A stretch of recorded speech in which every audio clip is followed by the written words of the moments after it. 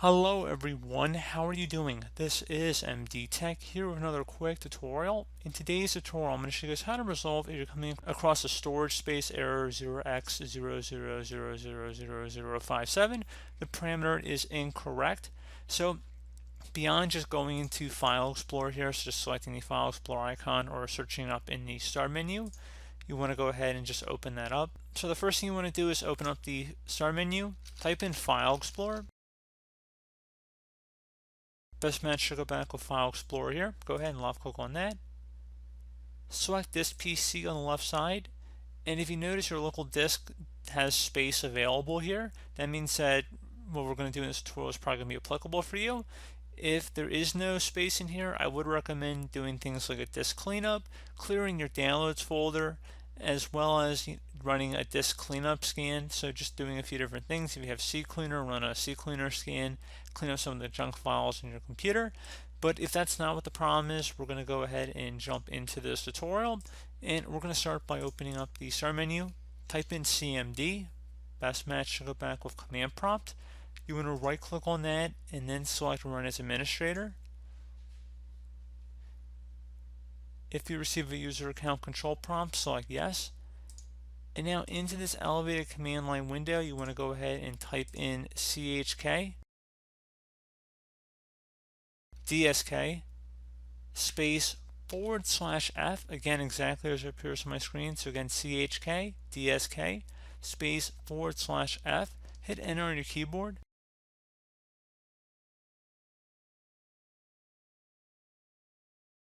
So your volume will need to be checked once you restart your computer. So tap the Y key on your keyboard, hit enter. Now you will need to save out of any programs you have open, close out of them as well, restart your computer, and this will take a few minutes to run, so please be patient.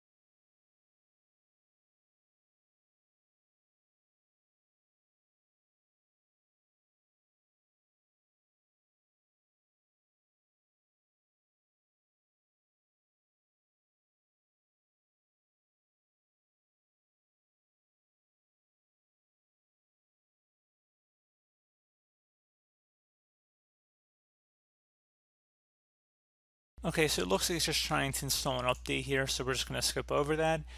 Shouldn't be relevant to you guys as long as you restart your computer every once in a while and are up to date with your Windows updates. But anyway, once you've restarted, hopefully the issue has been resolved. And as always, thank you guys for watching this brief tutorial. Do hope I was able to help you guys out. And as always, thank you for watching, and I do look forward to catching you all in the next tutorial. Goodbye.